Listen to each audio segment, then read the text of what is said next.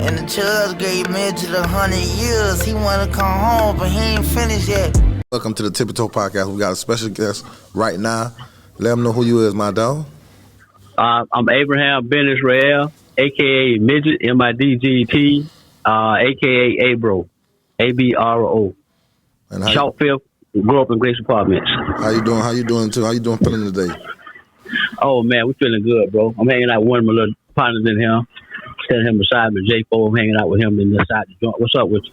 Man, you already know, man. We want to hear the story. We know everybody, like your name, everybody know about you. So, I want you to break it down, tell us what you got going on, what you promoting, and, just a little background story about yourself. Okay, well, cool. All right. I'm from Pompano Beach, Florida, and I used to be in Dade a lot. I don't know if you're familiar with a dude named Sleep. Blind, used to be on 62nd and 12th. Mm-hmm. I used to be there from, and back in the day, I used to be on overtime with Bo Dylan and all of them, Okay. I used to be at Willie Walker pool room a lot. 8 to 9. I used to come down late at night and hang out, Mm-hmm. But I used to be on 62nd and 12th from around 2000 to 2002. Around there, I used to be on 62nd and 12th to Sleep. Blind and Mouse and them, Okay. But and I'm familiar with Trick and all them cats, I'm the same dude that was finna buy both for Trick cars, and them brothers and they stopped me from doing it, Oh, why? I'm finna buy the bird and the hard top. Why they stopped? Yeah. Well, they want the cars going right to Broward, Damn. Because I'm out a little small town called Pompano Beach, Florida, where Kodak Black is at, Yeah. And so we used to gamble on 62nd and 12th with Fat Tony and all of them, There used to be a lot of money on Sleep House, that, right? I'm pretty sure you're familiar with Blind from 62nd and 12th. Mm-hmm. But, Trick was, he was going to let me have both his cars one time, and I was going to buy them. But them dudes couldn't stand to see him go back to Broward, What was it back then with Brian versus with Miami and Brian not getting along? You know anything about that history right there? No, we got along, but you already know now. Trick was, he was a celebrity back then in 2000, right? 2002. Mm-hmm. So they just didn't want that car going. They didn't want them cars going to Broward, because it gave us like a little up on y'all, up on Dade like this, Mm-hmm. But now, don't get me wrong, I'm cool with all them cats in Dade, I got much love for a lot of them brothers in Dade, that I grew up around hustling, right? So that's why a lot of people think I'm from Dade, because I could be with so many brothers down there, like Screwball. I know Screwball, Mm-hmm. He used to hustle with Roshan and them and cats like that, Okay. So I'm familiar with a lot of them cats in that little circle, Coon, Bronco, Big Lou from Overtown, Mm-hmm. So I'm familiar with a lot of them cats now, and I'm straight with them, Mouse is Lane, Law, one of the old school cats down there, Bo Dylan. I'm cool with a lot of them cats, Okay. So how do you build up this friendship? Well, I built up the friendship because I used to leave Broward in 1989 when it get late at night, and the action died down in Broward. I used to come down today, 2 or 3 o'clock in the morning, and I used to sit down an overtime in 3rd at Willie Walker pool room. I sit down the street and holler at Artie, and me and Artie, I used to let Artie shoot at bar 10 and make 10, shooting dice, Mm-hmm. And so, that's how, all of up and coming at that time. So that's how I really got familiar with a lot of them cats, from gambling, really, you know what I mean? Okay. At what age you could say, you got into the gambling and you feel me? How did you find it interested? You feel me? Well, the way I find gambling interesting is because that's how we really basically had to survive, coming up. We hustled the streets when we were coming up and we gambled. You see what I'm saying? And that was like our outlet as far as making money, Till, as you know, they had the powder cocaine in the 86 and then, they had the crack that really became infinite, well known in like the late 80s, you know what I mean?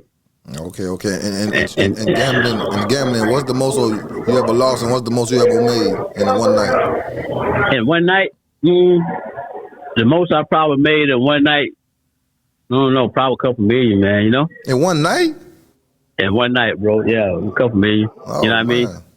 Most I probably ever lost, maybe probably like, maybe at one time, probably about $400,000-500,000, Damn, 400,000-500,000. You lost that much in one night? Yeah, that's probably the most I'd have lost in one night. You got to keep in mind, right?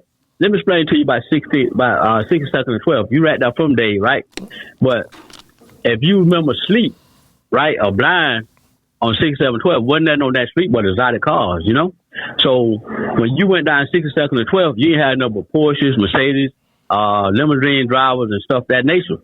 And what made Sleep House so famous, right, is because Sleep was well plugged in. He know people from basically like entertainers, boxers, rappers. That's why I met a lot of rappers at. You know what I mean? This is how I'm familiar with Trick, Juvenile, Puffy, and all the other cats. You know, for me and them at Blind House, they used to come from out of town. Blind was like a tourist attraction. So all these cats that come from out of town, like football players, basketball players, and they had Sleep had their numbers and they had his numbers, so they'll buy crib.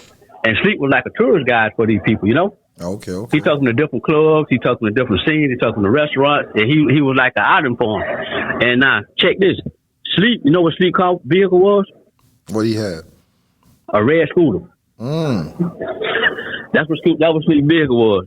But he had a limousine driver when he went out, named was Ernie, a white dude, you know? Mm-hmm. And 3-4 o'clock in the morning, Ernie go in the club and bring Sleep them back home, you know? They be up passed out or whatever, right? And but Sleep, he used to like the towards the strip club scene, he liked the Spanish chicks, you know? Yeah. And so when all these rappers and football players and basketball players come to town, they'll look Sleep up, come to his house, buy their crib or whatever, and then, you know, we gamble out, you know? And Sleep House was the only house in Dade that never used to get robbed, bro. And we had millions of dollars in that spot, you know? Then why was that? So much people respect them? Was they scared of them? Like, what was that reason, like, never got robbed? It was respect, bro. Mad respect. You know what I mean? Because Sleep can deal with people all around the world, bro. And he was the type of dude, right? When they flew him all over the country because he was that dude, you know? Mm-hmm. And so when they come to town, or they come to Dade, like I said, he was like a tourist guide for them. So he take them to different clubs, take them out, you know what I mean? And take them to different shows or whatever. And he sold them their crib because that's what he was into. He was like in the crib at the time, you know? Okay. But now, vice versa, they flew him all over the world, you know? Like, they might be at a basketball game, you know, with Michael Jordan or something, right? Michael Jordan might fly him out to wherever he at. You say Michael Jordan might fly him out? Michael Jordan might fly him out, bro, to hang out with him. I thought they say Michael Jordan don't even deal with black people like that. Man, that's a misconception. You know what I mean? Mm-hmm. That's like, but I'll let you on a little irony, right? Sleep used to learn a lot of the entertainers and a lot of the rappers money. Because you know what? You know the funny thing about it? Entertainers and rappers don't travel with money. They don't travel with cash money. You know what I mean? Yeah. So when they come to the spot, they don't have nothing but like credit cards and they word. You know what I mean?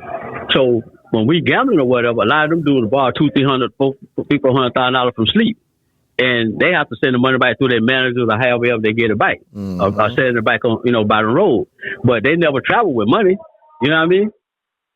What? That boy touching paper. Y'all touching paper like that back then? Yeah, we touching paper. Listen, bro. Rich people never let nobody fool you. Rich people barely certainly have cash, bro. Only people used to come through that with really cash money is like Puffy, probably. You know what I mean? Or something like that. You feel me? Mm-hmm. But for the most part, basketball players and rich people that you see running around, they might have $100 in their pocket at one time, and the rest of it on plastic, you know? Mm-hmm. And there's a rumor, somebody told me you used to be a wrestler too, growing up. Yeah, I wrestled in high school. I won state championship Ely High School. But that's cool that you mentioned that because I'm going to send you a little picture of me, right? When I was in high school, 9th grade. When I was in high school in 9th grade, I might have was probably about 4 feet 2 inches. You know what I mean? When I started 9th grade, you know what I mean? Mm-hmm. But now the funny thing about it, you know how I got on the wrestling team? How you got on that thing? It was a little white dude, right? That was my side. So the basketball player. Now, when I started in high school, I used to walk around in school. I had a little diligent, a little small gun in my back pocket. And I used to carry a lot of money. So I used to tell the girls in school, I said, listen, if y'all catch me under $1,000 in my pocket at one time, y'all can have it. And my partner that I grew up with, his name was Alfonso Richard. We called him Big Man, right? Mm-hmm. And, you know, we had like a little competing thing going on. You know, we always try to outdo each other.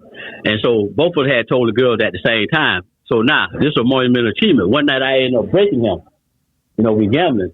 And so that, he couldn't go to school till he got his money back up, right? And so the interesting thing about it, the girls used to always run up to me and they said, hey, pull your money out. You got over $1,000, and I always had over $1,000 in my pocket. You know what I mean? So the basketball team, they know me to be carrying money around and stuff. So the whole team got together one day and said, hey, Midget, we got a little white boy, your size, that put you on your bike. And I say, ain't there a little white boy my size gonna ever put me on my bike? That's insane. Mm-hmm. And they said, well, we got $300. I said, well, that's all y'all got. Y'all got to have more money than that. Y'all go find some more money. So they went to probably like another $15, right? And they said, okay, well, what do you want to do with that? I said, well, we'll do it right here. They said, no, let's go downstairs. So they rolled out some mats. I never had seen wrestling mats in school before, right? And they say, you ready? I said, yeah. So the little white boy, he get in front of me. I know the old school thing. You go up under, scoop him, throw him down, and that's it, right? But when I went to reach for him, I ended up on my bike, right? Looking up at them. So they said, well, we know you weren't ready. I said, no, I wasn't ready. I definitely wasn't ready, right? So they let me go again for the $300-something, right? And soon I reached for the dude again. He put me on my back again, Oh, man. So at that time, I conceded and gave him the money, let him win the money. But from that day forward, I stayed on the wrestling team and joined the wrestling team and stayed on that team. I ended up beating that little white dude, you know what I mean? Okay, then. And like, but in high school, though, how you was touching, thousands, in high school, having $1,000 ain't no regular money, though. Right, especially not in the 70s. You talking about 76, 77, 78, round up and now. So, I mean, like 77, 78. So the way we used to do it is that I used to hustle in the street, right? And we used to sell, like, at this time, we were selling a lot of weed, you know what I mean? And weed was a big thing until the cocaine area started to come around, right?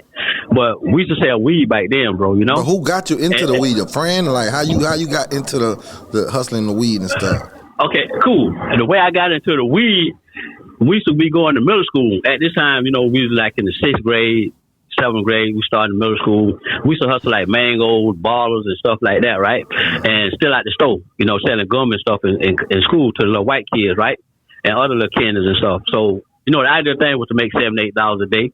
But we had a police officer. His name was John Page. He was an older white cat, but he used to be having his car parked at a warehouse.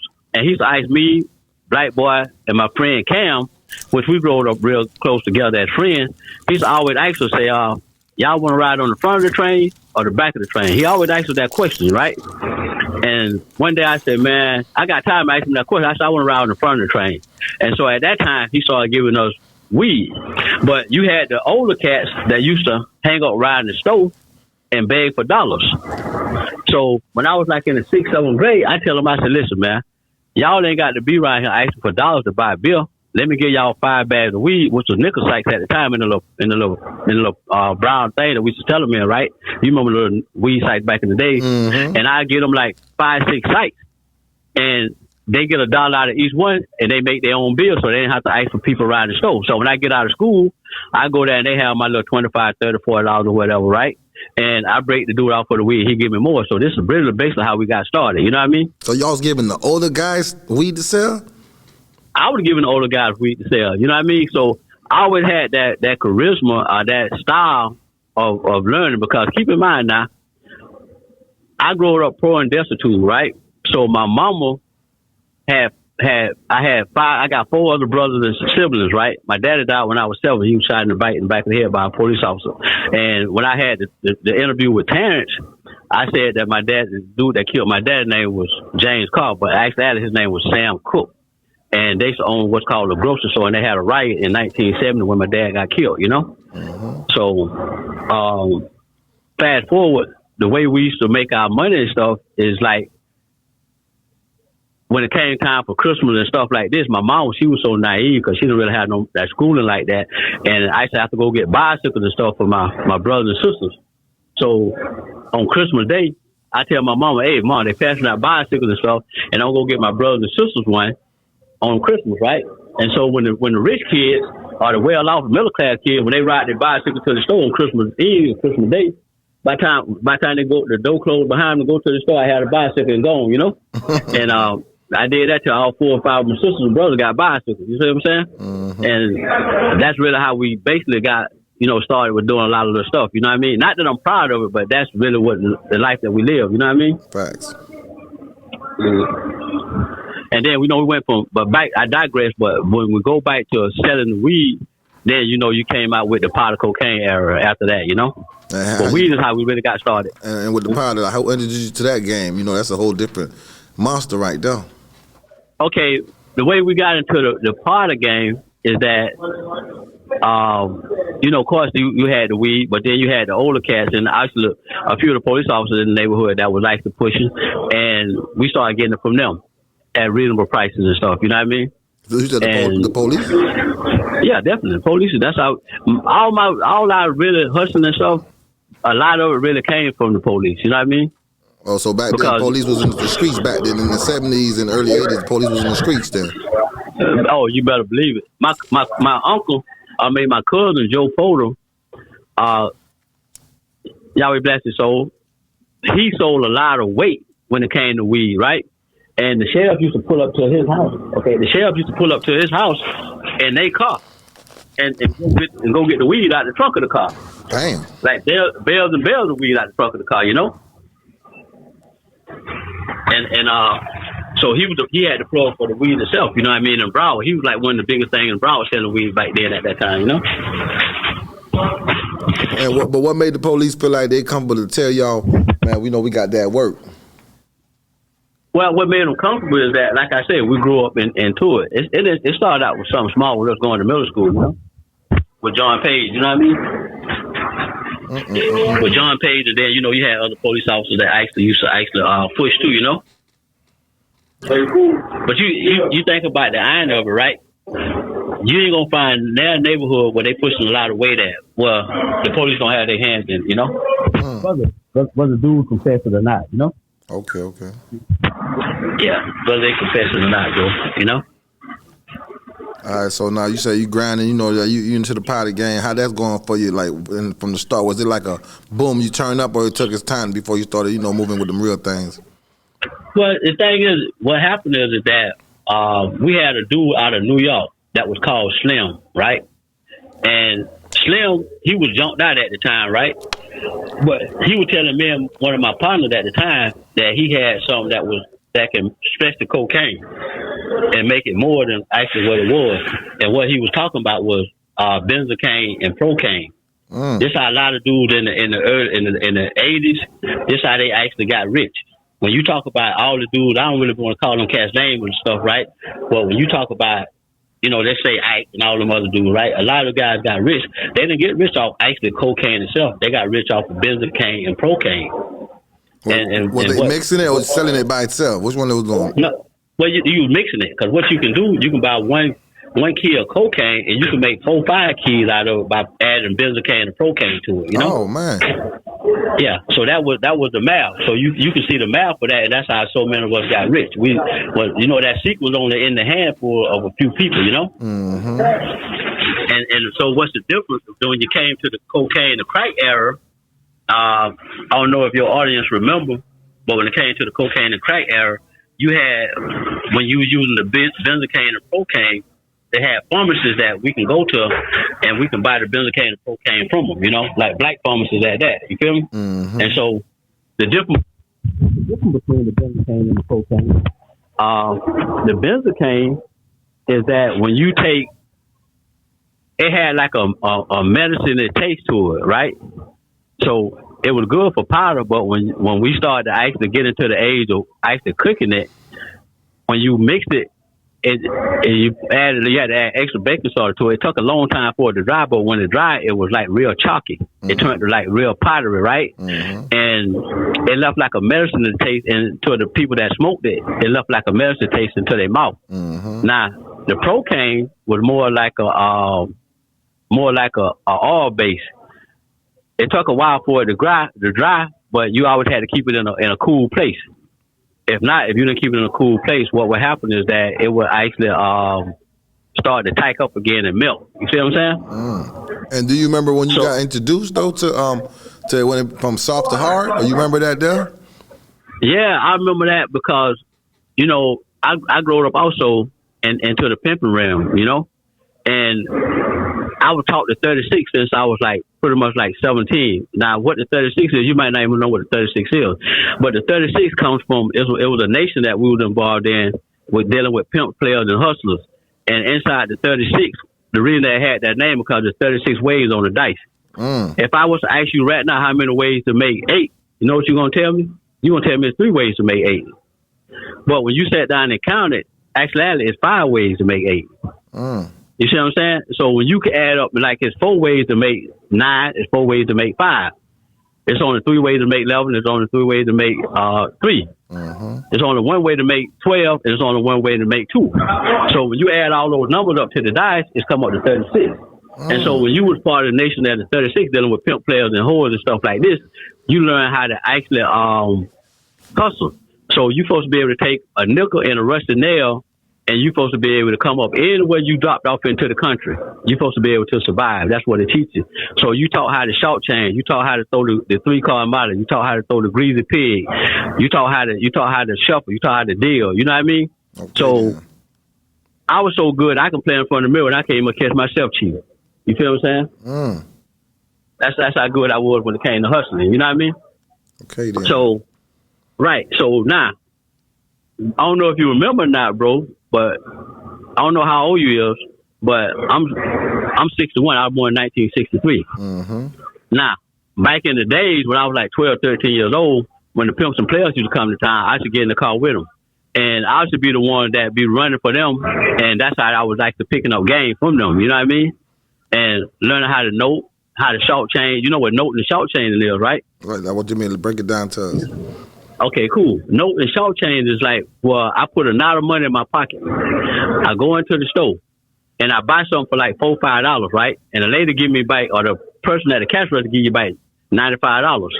So when they give you back the $95, you take out the water money. You say, dang, I made a mistake. I got all this loose money. Can you please give me back the $100 bill? And so what you do, you count out 250s, you count out 420s, you count out 210 and 25. And you say, count that, make sure that's 200. Well, when she counted, make sure it's 200, just say, well, just give me $200 bill. When she get a $200 bill, you done beat out $95, you know? That's what's called short change. Damn. You can follow that math? Yeah, I'm here. I went too fast. No, I'm here. Okay, I ain't go too fast for you, did I? Well, a little fast, but you know, we got to keep them going. Right. So short changing, but usually when you short change, you had to have 2 people. You had to have a person that capped, and you had to have a person that did the actual short changes, you know? And now, in the area that we growed up in, which it done got all combobulated now, but as you know, the game was made to be sold and never told. Okay, then. So the pimps and players had all the knowledge on how to trim, how to make money. I can teach you how to make money out of newspaper, you know? I'm talking about like walls of money. And this is what we used to use when we traveling, when we hustling the road, especially coming down there in y'all area down in Dade, because y'all had snipers down there that were doing a lot of robbery. You know, I'm from Broward County, though. Oh, you from Broward? Yeah, okay, yeah. So cool. What it is, I got a lot of Dade, Broward, you know, Florida audience. So, you know, Terrence, or you know, niggas out of town gonna always say Miami. Right, there you go. So I'm from Broward too now. Yeah. So, but the crazy thing about it, you've been letting me sit here and run my mouth talking about Dade, like I'm thinking you from Dade. Nah, I'm calling all these cats like I thought you really know them. You know? You feel me? So I wonder why I wouldn't get no response. I said, you know what I mean? When it comes to some of these cats, you know. But so if you from Broward, then you got to be in the herd of me, you know. That's what I'm saying. You know, like, yeah, a couple of my dogs, you feel me, done heard, you know, stories, you feel me, all type of stuff. So I'm like, they say you used to have the females, they all used to have certain type of same cars. I'm like, okay. Yeah, you know, this is the thing. I used to have like 2 or 3 females live with me at one time. Not that I was showboating or being big or nothing like that, right? But I just didn't have time to be taking all these chicks to the movies or trying to do it. I had too much stuff. I would have too much stuff to do. I was too busy, you know? And so if we had to do something, we had to do it as a group, you know? Okay. That's the way it was. You feel what I'm saying? How you have 3 females? You know, not any nigga can have 3 females at one time, staying with them and ain't getting along though. How you made that happen though? Well, I mean, you just be honest. I mean, you just be honest and upfront. Hey, listen, I like this chick here. This my girl. You my girl. I need y'all to get along because hey, I got this. I have a lot of stuff I'm doing. I ain't got time for the foolishness. Mm-hmm. So now, if y'all can't get along, one of y'all got to kick rocks. Now, a case in point, I had 2 chicks at my house one time, right? And both of them was my kid's mom. So I put up at the crib one time, and they done hash and devised a plan for me, right? And they tell me, say, hey, you got to pick from us which one of us you want, and you got to make your mind up right now. You know what I mean? Mm-hmm. So I looked at both of them and I said, well, listen, the one that don't want me, go ahead and leave. And they looked at each other and both of them sat down, Okay, then. So I never really had problems like that. You feel what I'm saying? When you realized you was smooth with the females like that?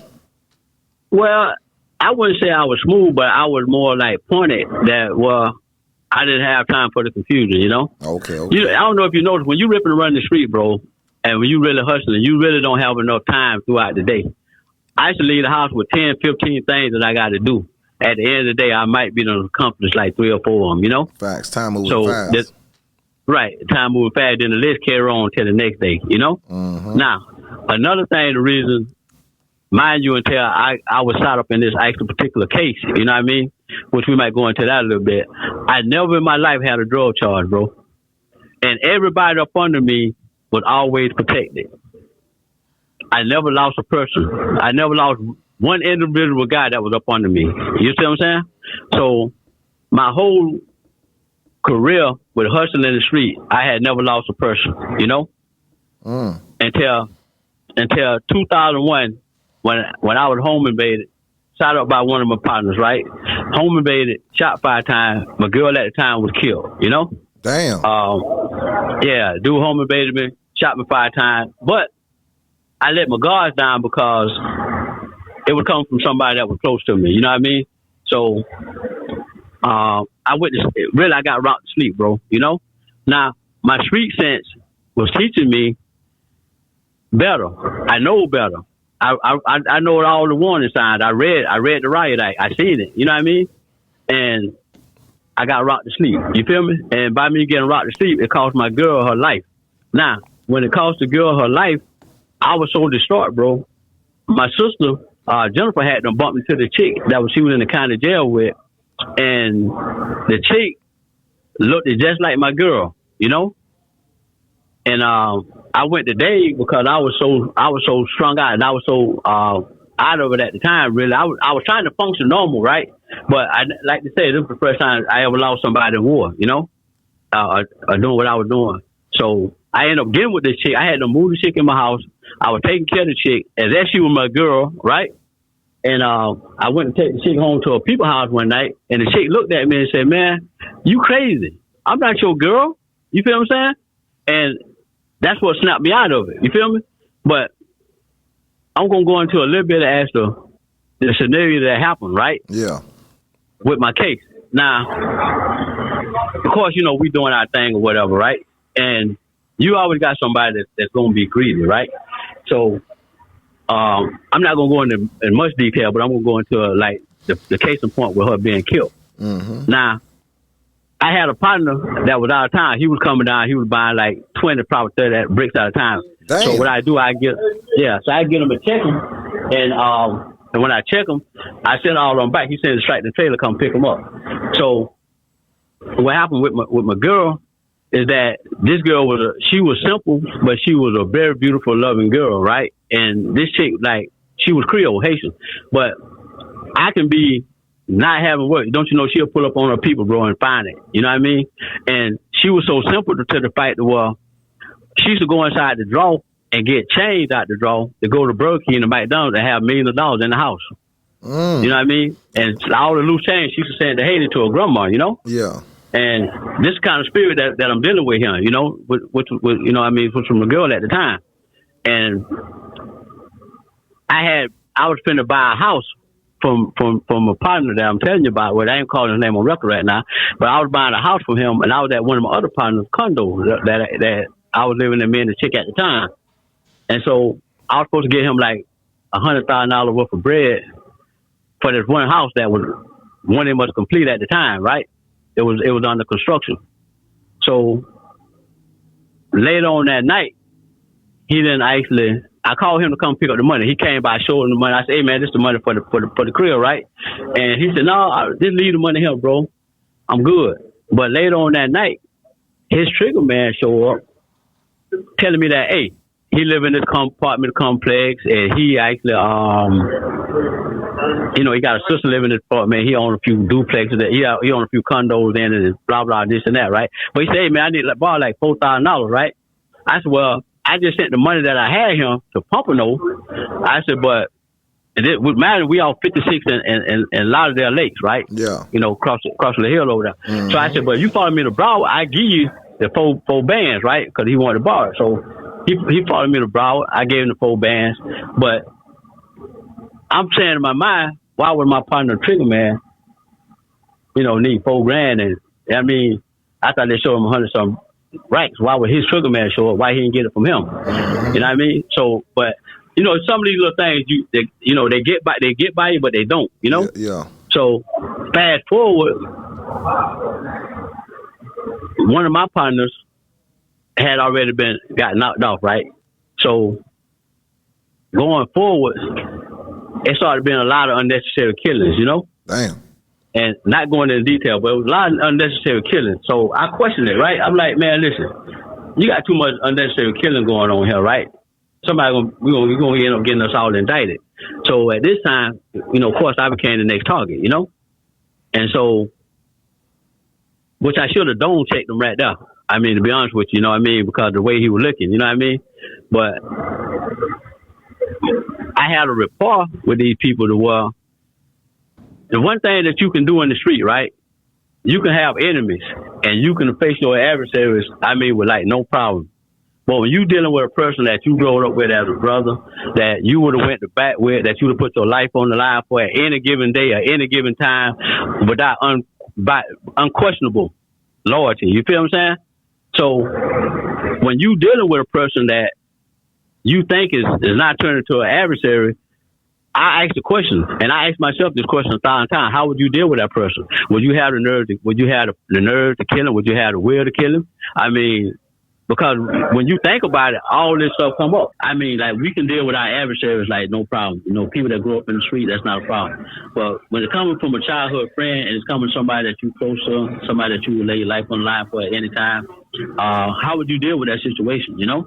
When you feeling threatened, would you be able to kill him? Would you be able to confront it? I mean, how would you deal with it? So that question came to me after this incident happened with my girl, but I didn't react to it the way I was taught in the street to react to it, because what happened is my partner Trigger Man had been doing like murders and stuff like that. So the case, what he was into, he was working for the homicide detectives, and he was working for a few narcotics detectives, So what he was doing, he'll knock dudes off, and then the homicide detectives come in, and the homicide detectives come in and clean up, take over the crime scene, and they just pillage and rob the house, and rob the people. So this was his MO. But when he do hits and stuff, he make a couple $100,000, whatever, right? But of course, he used to like to gamble with me playing CeeLo, Mm-hmm. And I know he's gonna be in bad luck from doing the hits and stuff that he do. It's only normal, natural that he's gonna be in bad luck, right? So me and one of my other partners, John Lee Ross, that he was killed recently a few years back by a dude by the name of 4-4 or 4-5 or whatever, right? But anyway, me and Ross, Ross was like my trigger man at this time, he would watch my back while me and this dude gambling, because I know this dude is dangerous, right? And you always got to be on point when you gambling with these kind of people, right? And so I used to always break him. All the money that he made doing hits and stuff, I break him, you know what I mean? And he had them pouring his condo to me, he had them pouring all the jewelry to me and stuff like that. And then he started calling one of my partners that I was close to, like one of my main men. He like, he was his trigger man as well, but he's like, hey man, he called me talking about, let's go get something to eat, let's hang out, let's do that. And so my intent was go, hey man, what your trigger man doing calling me? Come on, let's go get something to eat and this and that and hang out, And my mind saying right then, do him, Mm-hmm. But he rocked me to sleep. He said, man, this dude know that me and you like brothers, man. This dude do something to you, I kill him myself, right? I said, well, maybe I'm just tripping, you know what I mean? and he rocked me to sleep, you know. So fast forward, he needed like $24,500 to take care of something. You know, like I said before, I leave the house, I always got my vest on, and I always got my trigger man with me, especially if I'm going somewhere different spots. So I always go with trigger man, you know, especially at least one, you know. So at this time, he kept asking me about, let's get something to eat, let's do this, do that. He was trying to make a little path to be around me, you know. And I'm trying to catch me slipping. I was, you know, from hindsight, this is what I'm thinking about after all the fights played out, you know. So he was supposed to get the $24,500 from me that night. And I called him, hey, man, come get the money and this and that. But he never showed up because, you know, I have my vest, you know, I have a trigger man with me. And so he never showed up that night, knowing that night. So the next morning, I don't need this dude pulling up to my crib before I leave, so I'm calling him to come get the bread before I leave the house that next morning. So I'm at the house that morning. I got short pants on, I got a t-shirt on, I got you know, my little slides on or whatever. So by the time he do pull up, by 10 a.m. that morning, my girl, she in the bedroom cleaning up. So, but I'm looking at the monitor in the bedroom because I had a home surveillance system in 2001 at the time. I'm looking at the monitor, and I see him walk up to the door. But I don't see no bulges on him at the time, and I don't see nothing in his hand, you know what I mean? So I go to the door, I let him in. He fall in right behind me. Now, my house is, if you watch it on the video or whatever, right, on VMO, it was full of mirrors and stuff, you know? And I had just finished remodeling that house down myself. And when I was remodeling the house, I told the dude to put the French doors in the bedroom. And the guy said, man, that's crazy. You don't need no French doors in the bedroom, bro, this and that. I said, well, man, maybe you're right. And then I said to him, I said, you know something, put the dang French doors in there, right? And I put blinds in front of it. So those same French doors actually saved my life. So when he came into the house, he grabbed the money, which I had on top of the kitchen counter. I had them on top of the kitchen counter. It was in like, it was like five bundles. It was $5,000 in each site. It was $5,000 in four sites and $4,000 in one site with $500 wrapped up in a rubber band on it. So he grabbed the money. It was in two bags that come out of 7-Eleven. He grabbed it. He turned around immediately and started to walk back out the door. But he looked back at me with this look of disdain. I said, what's the problem? He said, what this is?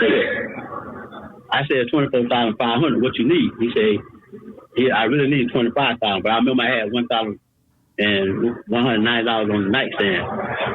And I went into the room. I walked past my girl to go between the bed and the dresser. He came in the room behind me, hit the girl in the head, and hit me in the back one time. Pop. You know, so by the time I went to turn around, he trying to put the gun to my head, but I had to put the French doors in the house. And so when I went out the French door, it's like I seemingly went out the wall. He fall at the threshold. So when he fall at the threshold, he get up and proceed to shoot me. But at the time, he had to hit me in the back, and right in the center of my back, 2 centimeters away from the spine. So I'm running down inside the house. He hit me in the shoulder, in the top right. And I said, man, don't kill this dude. You know what I mean? This was on my mind, right? But the crazy thing about it, bro, if you watch the video, everything happened within a matter of seconds. But time had them slowed down, and everything was like in slow motion in my mind. It's like the universe had them stop and slow it up, right? And so I'm clearly thinking, and it took like 5-10 minutes, but it actually happened in seconds. So I'm hit twice. I said, man, as long as he don't hit me again, I'm good. I think this he hit me in the shoulder in the same spot again. And I said to myself, man, hit me again, I'm probably out of here. He hit me again in the same spot again. So I went to try to jump over the fence because I forgot you have to pull the fence through, you know, by being in haste. So I went to pull the fence through. He blew my elbow out. So when he blew my elbow out, I fall on the ground because now I'm trying to get up with my left hand, and my left elbow is blown out. So when I'm trying to get up, I'm sort of like goofy getting up. So at this time he think I'm dead. He picked the money up. He think I'm basically on my way out there. He picked the money up at the threshold, and he go back out the front door, and the camera showed me running across the street because they was doing a church across the street. I didn't put this on Terrence podcast, but I put it on yours. I went across the street to a church that they were remodeling. And of course I'm bleeding all over the place, right? and I'm losing a lot of blood. So the guy that's calling the ambulance, he all distraught and stuff like this. He coming around, and he really didn't have his proposal together. So the other guy that was standing there, I had heard him earlier call him Mike. So I said, hey Mike, listen, bro. I said, you got a vehicle? He said, yeah, I got a van outside. He was pretty cool, you know, the other white guy that was working on the truck. So I said, hey, if you could, can you take me to the hospital? Because as you can see, I'm losing a lot of blood. And if I bleed out, you know, I'm going to die, you know? So he said, yeah, I take it. So by the time I get in his van and sit down, and I close the door with my left hand, I pull it closed. In front of me, and behind me in the mirror, I see the road patrol car pull up. And in front of me, I see the ambulance pull up. So I get out and I go to the ambulance, right? So the ambulance take me to the hospital, and they got me on the hospital bed, the hospital board or whatever it is, right? And I had a big carrot diamond earring in my ear. The first thing the nurse did was came over and took the diamond earring out my ear, you know, because she thought I was going to die. First thing she did was show me a ring. So the doctor, he doing the x-rays on me and, you know, find out all the places I'm hit at and stuff, right? But he see the bullet in my spine on the thing, right? But he come over and say, hey, move your leg. I move my leg. He said, move your toes. I move my toes. He said, do the other leg. I do the other leg. He said, something ain't right. Shake his head. He go back to the x-ray thing again, and he said, oh, I know what to do. He took it sideways. He put the x-ray thing parallel to my back, in my stomach, right? And he looked. He said, you know something? He said, man, I don't know if you were extremely lucky or extremely stupid, because you shot in your spine, and the bullet is 2 centimeters away from your spine, you know? So to this day, I still got that same bullet there. Now, the same, at this time, the detectives show up, and they say, hey, we know you got a surveillance video camera, but they didn't think it was working at the time. And they said, well, where's the footage? Which I had the footage, I had the recorder hid inside of one of my closets, so they couldn't actually find it until I actually told them what it was. And of course, they got the recorder. Now, mind you, the video itself had 24 hours worth of footage on it. So when it get to one spot, it always takes over to another spot. Mm-hmm. I mean, it always takes over. So when you pull outside the recorder, you're going to end up with 24 hours worth of footage. They only gave me 3 minutes worth of footage out that whole entire 24 hours. Then they turn around and hid the video itself. Now, they never mentioned nothing about no drugs. They never mentioned nothing about no gun. They never mentioned nothing about nothing being in the house, right? About 2 months later after that, around April something, around March, they wrote an indictment. After they had them fabricated and got all the evidence together. Because if you watch the 2 videos on BMO, when you download Abraham Ben Yisrael wrongfully convicted, that's 2 videos on BMO. Mm-hmm. And you notice that there were 3 people at the house, me, him, and the girl. He killed the girl, he shot me, all of us left the house. No money went near my pool. But you see that money floating all around in the pool. Because they came in and made their own video. The police department did. And when they made their own video, they never mentioned about no drugs at the time.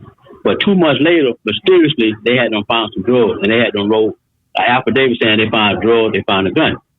The drugs they said they found never had my fingerprints on it. They didn't check it for nobody else's fingerprints. The gun that they said they found was bought from A&Z Pawn Shop by a BSO officer. And during my trial, they used the gun. And after trial, the gun was checked out by a state attorney named Deborah Zimmer, and she checked the gun out and never returned it. You see what I'm saying? So the murder suspect, the dude said Green, that shot my girl, that shot me 5 times and killed my girl, his whole entire murder case is not murder file. His entire murder file is not missing. Mind you, now his people and also law enforcement. What BSO? You know what I mean? He got an auntie that works for BSO. He also got a sister working for BSO, which is Broward County Sheriff Office, which you know. Mm-hmm. The detective that shot me up, he's from Broward County Sheriff Department. His name is Nathan Osgood, you know? Mm. And this dude had a personal vendetta with me for years and years and years, you know? And the personal vendetta stemmed really from myself and also from one of my partners, Chick, you know? Yeah, I'm pretty sure you know, you familiar with Chicken Man, you know? Yeah, Chicken Man. Yeah, so he had this personal vendetta with Chick, where he despised and hated Chick, you know what I mean? And of course that carried on to me, you know what I mean? That's a whole nother program, that's a whole nother podcast within itself, you know? Yeah. But at the end of the day, this dude was obsessed with putting me away. You feel what I'm saying? Now, come to find out, fast forward, this dude, he done did everything that he could humanly possibly do to dehumanize me. You feel what I'm saying? And they done lied on me. They done. First, he started the rumor about me having AIDS, which is not true, you know. And this carried on for years and years and years. So now to add into the insult, after they signed me up and everything, they sent me to the crazy house a few times to have mentally psychological evaluated and stuff, you know. So you got all this stuff going on, you know. Now, this is the irony of it, right? Even with my partner that I fell out with, then they turn around and label me as a snitch, right? But you know, you got the police department that wrote the incident reports against me. You got everybody in their member that done told on me that's law enforcement and that's working with law enforcement, right?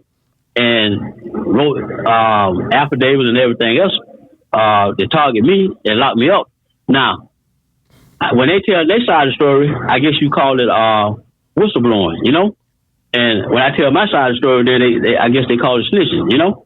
So what is it? Because all these cats done did their time. They done got out. They telling their story. They telling their story every day. But I'm exempt from their stories. You know what I mean?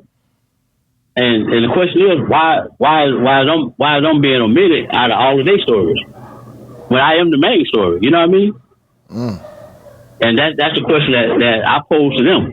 Now, another question that I would pose to everybody that ever dealt with me, bro, on any type of level, and I want you to do a survey, right? I want you to go through town, through Broward County. I want you to interview people, right? Before they even put the blemish or stain on me. Everybody I ever dealt with, before, during, and after, ask them about my reputation and about my stamina and about me doing straight up good business. You know what I mean? And being fair with all the people of the whole entire land. I'm one of the only one of the dudes that ever made millions out of the neighborhood and spent the bite with all the people in the neighborhood, you know? I mean, from the latest to the greatest, you know what I mean? And I enjoyed it. I explored it and lived my wealth and with basically any and everybody that was actually in need, you know? And I challenge this, and I challenge you to do this. You can't find nobody in Pompano or Broward County or Dade that ever needed my help, and I told them no. I offer that challenge to anybody. You see what I'm saying? I offer that challenge to anybody. You go find one person, bro, not no 10 or 15 people. Go find me one person that ever came to me for help, and I didn't give it to them. I'm talking about from the greatest to the left, from the eldest to the youngest.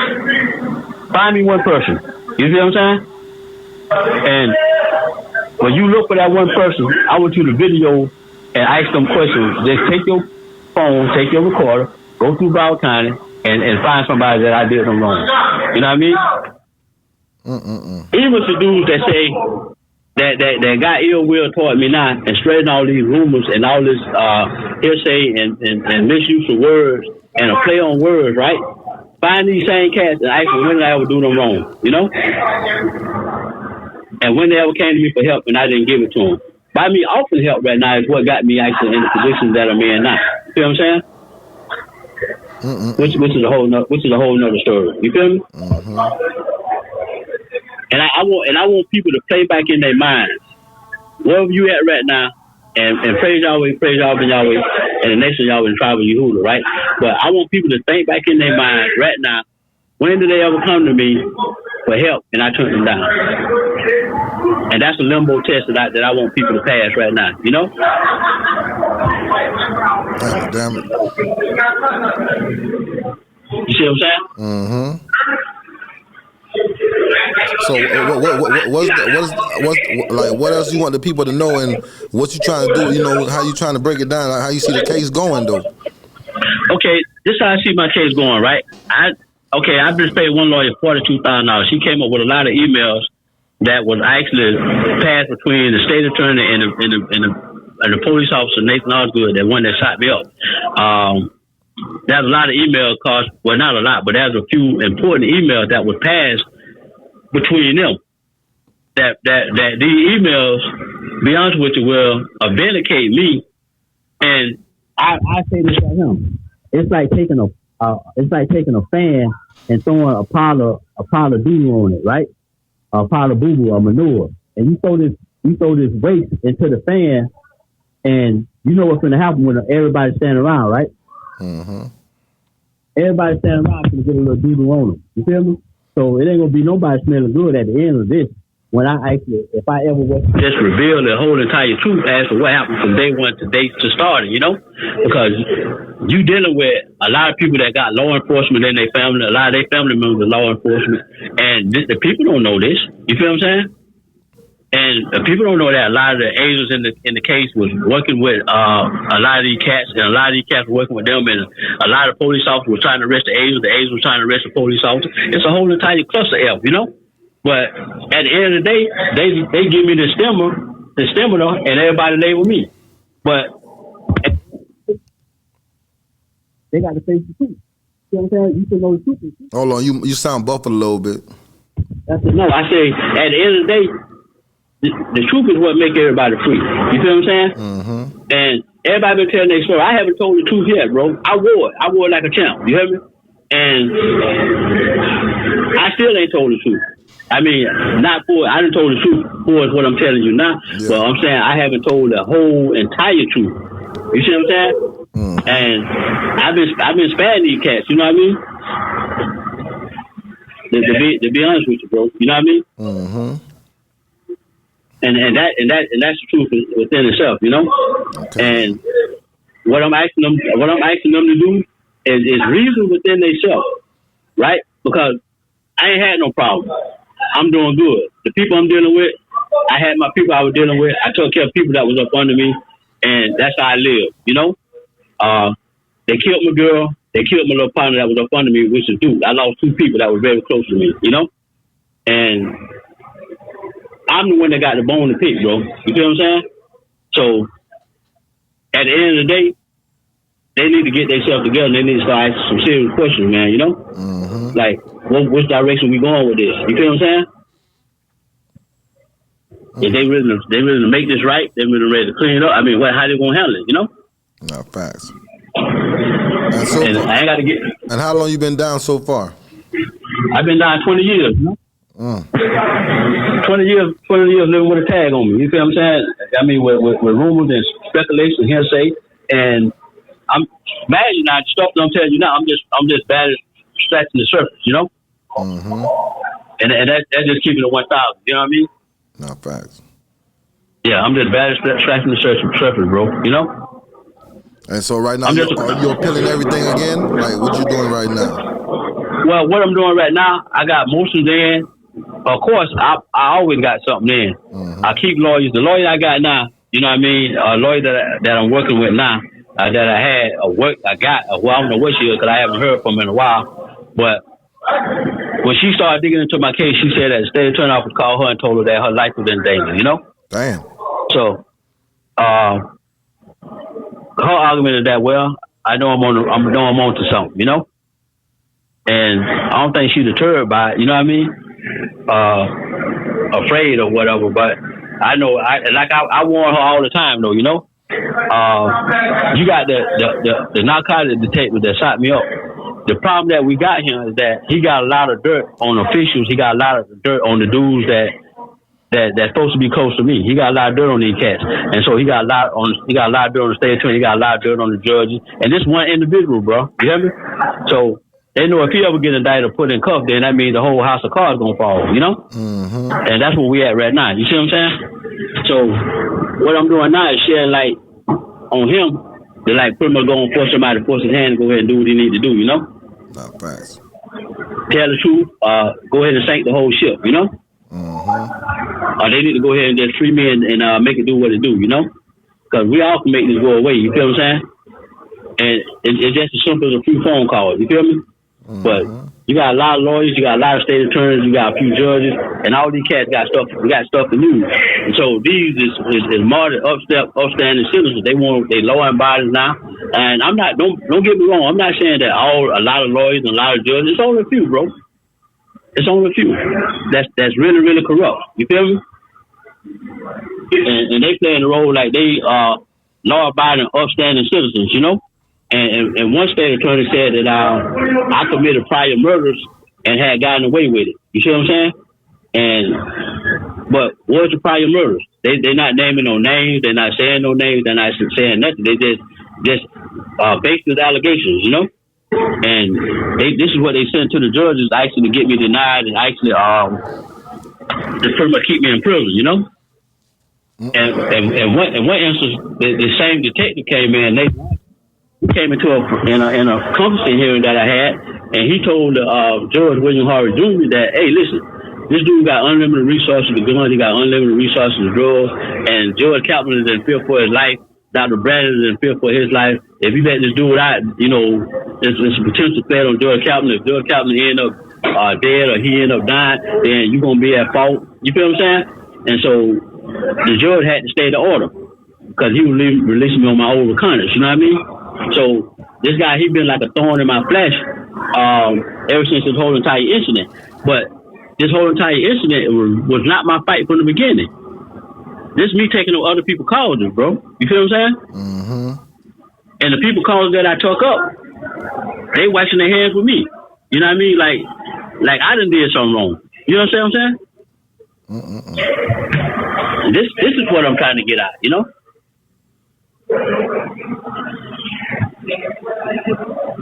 That thing crazy right there. So you know what's the next step right now? Well, the next step for me is hire another lawyer. You know, to hire another lawyer. Then you know, of course, I got Kodak Black. I got my partner Pop Henley. You know, the one that Kodak always sang about the song. And Pop Henley, he been out with me from day one, bro. I mean, you know what I mean. And, I talked to him and my sister the other day on the phone. My sister Jennifer, right? And Pop was saying, man, hey, bro, you know, I remember you used to give me $500 just to wash your car. And my sister said, well, you know, you used to give me $500 for washing 2 pair of pants, you know? And so I got people that really remember stuff that I done did, but you know how the streets is, you know, when you get labeled a tag, you know, the streets, they pretty much like, you know what I mean? Nah, facts. It's like, right, it's like, you know, who gonna be brave enough or who gonna remember the loyalty that I showed them? And that's the question, that's the only thing I ask, bro. Just remember the loyalty that I done showed. And when you question me and you question something, think about it. Why do you do that why they not telling they side of the story? Why they not including me? Why they omitting me out of it? So evidently it's something that I know or something that they not really telling the people. You feel what I'm saying? Because a lot of these cats I raised, these dudes came up under me. You feel what I'm saying? They not my big homies. I'm their big homie. You know? I'm the big homie of the big homies. Not boasting or bragging, but I am. You understand what I'm saying? They not telling people that they are doing stuff with that I'm their big homie, that I'm the big homie of the big homies. You know what I mean? And you know what made me the big homie, bro? What that is? Because a man that becomes the greatest in the kingdom of Yahweh, he becomes the least. Because his job to aid and serve everybody else. I always aid and serve everybody up under me, bro. I always looked out for their best interest. I always looked out for them. You see what I'm saying? And what made me who I am is that I got a genuine love for the people. And that's what they missing. Materialistic stuff, all that stuff is just tools, bro. Money, materialistic stuff, all that's tools. That's just tools to get the work, get the job done. You feel what I'm saying? So when you build a community, when you got a community, you making millions of dollars. That's just a tool to make everybody else happy. The money wasn't just to make these cats making the money just to make themselves happy and their immediate family, you know? They few little girlfriends here and now. I did and bless the whole community, you know? It wasn't nothing to see smokers drive my Benzes and drive my trucks and drive my cars. And when people beg the question, you let smokers drive yourself? Yeah, they help me bought it. You know what I mean? That real, that. So it's only good that they help enjoy it. You feel me? So if you from Broward, you should know that about me, you know? Yeah, nah, hell yeah. So what else you want to leave them off with before we get out of here too? I don't have no mad respect and love for everybody, bro. You know what I mean? You buffing a little bit. Like you not clear how you was before. I said, listen, I just want to let everybody know I ain't got no but love, mad love and respect for everybody, bro. I mean, the weak, the strong, the poor, the ones that's wealthy, the ones that's not. You feel what I'm saying? And I got love for any and everybody, bro. That's part of the struggle. You know what I mean? Some of us on the other end of the struggle, some of us on the other end. On one end, some of us on the other end. So with that in mind, I'm just asking these dudes to just keep it real, bro. You hear me? At the end of the day, that's all we can ask. You see what I'm saying? And I praise Yahweh and Yahweh for everybody that's actually in my corner, that's helping me. I got Terrence William Gangster, I got LaSonia Taylor, I got TL, you know, which is a friend of mine, you know what I mean? And I got a few other people, you know? Okay, then. I got my brother Terrence, I got AJ, I got Ace, I got God brothers, I got a lot of people that actually in my corner that's helping me, you know? And then there's so many people that, and I feel bad if I don't name everybody that's actually helping me, but it's a lot of people that's stepping up, you know what I mean? Even Kodak for making the song about me. I commend him for that, you know what I mean? And he just going by the vibe that he getting from Pop Hitler, because when I left the street, he was young, you know, he was a baby, you feel what I'm saying? Mm-hmm. But the love that Pop Hitler got for me is the love that actually, that manifests in the Kodak, you know what I mean? Where he feel my pain, you feel me? Mm-hmm. And that's why he made the song that he made about me, you know? And they wanted me to ask you too, like, so, like, you know, I know you was grinding, and other dudes in the city was grinding. You brought up his name, like Chicken Man. Did y'all ever get along and, you know, handle business? Man, listen, Chicken Man is my dog, bro. I mean, that's Chicken Man. Chicken Man is like this. Chicken Man is a real good dude at heart, at nature. Don't let nobody never fool you, right? And he got a persona where he beat his chest. But Chicken Man is one of the first dudes that ever started putting Broward County really on the map. Anytime we go out of town or anywhere we gamble in another state or another city or another town, he always made the statement, I'm out of a little town called Pompano Beach, Florida. You feel me? He always made that statement. You feel me? Mm-hmm. But I do believe that he got to start being more attentive to my situation and my crisis, you know? And I leave it at that, bro. You hear me? Okay, then. Man, I appreciate you, too. Let them know one more time who my guest was. Let them know one more time who my guest was. Oh, yeah, your guest is Abraham Ben Yisrael, a.k.a. Midget. And now, mind you, bro, I always want to be humble. You know, listen, I don't mind being humiliated because humility comes before honor, you know? Mm-hmm. And I know I'm keeping in mind I'm from Moultrie, Georgia, right? So I'm just a country boy trying to be city slick. So I really, you know, I got a broken language and stuff like that, right? But I'm hoping that my point is getting across. Even though I might be all over the place and going from here to there, right? At the end of the day, that love that we had, it's got to be remanifested, man, you know? And because Chick will tell you, right? Me and Chick, every adventure that we were pushed on, and somebody pushed at me, right? And we had to ride, we done rode with no casualties and always prevail. You know why we prevail? Because I always went in the right, bro. You feel what I'm saying? I always started off in the right. I never did nothing to nobody that didn't have it coming, and I never went out the way to do nobody hurt or do nobody dirt. You feel what I'm saying? I'm gonna help a person before I ever try to hurt them, you know? Mm-hmm. And that's just me, bro. You hear me? No, appreciate that there, man. And what but don't take my don't take your what? Don't take my word for it. I want you to go and do your own investigation, bro. Now we're gonna do that then. I want to know, you don't think you ever decided to write a book or nothing like that? Well, we writing it now. You know what I mean? Mm-hmm. These tapes right here, we're going and these recordings and stuff like that, and we're gonna make something happen. You know? Now we appreciate you. Now we appreciate you tapping with us. Now, like I said, we're gonna do that research and see what's going on now. Yeah, do the research, bro. I mean, you know what I mean, and you know, just go through Broward, right? Go down the days, you know what I mean, and just the people that know me and that people that encounter me, right? And find me somebody that I done did wrong to, right? That logically can explain that I went out the way to do these people wrong, you know? Mm-hmm. And that somebody that asked me for something that was in need and I turned them down. Find me one person, bro. And that's the challenge. Everybody listen to my voice right now, right? And Broward that know me, Broward, Dade, Palm Beach County, and all up through Jupiter, whatever else, right? People I didn't deal with, right? In the state of Florida, West Coast, East Coast, East Coast. Find me somebody that came to me in need, and I turned them down. And I don't think you're gonna be able to find nobody. But I stand corrected if you do. You know what I mean? I leave you with that. Man, I appreciate it for checking in, man. We're gonna chop it up. We're gonna have to do a round 2 one of these days too now. Oh, we definitely gonna do that, bro. Hey, listen, when you need me, I'm here. You hear me? No, you buffing a little bit. What'd you say? No, I said, if you need me, I'm here, bro. You hear me? Oh yeah, now you locked in, so we're gonna turn up. Yeah, we're gonna turn up, bro. We're gonna make it happen. Listen, I appreciate you, man. You hear me? No, I appreciate you too. I appreciate you. What's your name? Tippie Toe? Tippie Toe, touch that nose, man. Tippie Toe, touch that nose. That's what's up. That's something else. You hear me? Now we're gonna turn them up. Yeah, we turn it up, bro. Already now. All right. Love, bro. Love for sure. Y'all know what it is, man. Hit that like button, man. Hit that subscribe button, man. Y'all know what it is, man. Leave a comment, man. We gonna get this thing going. You know what's going on. Glee. Getting money, serving glee like the nigga off Tippie Toe.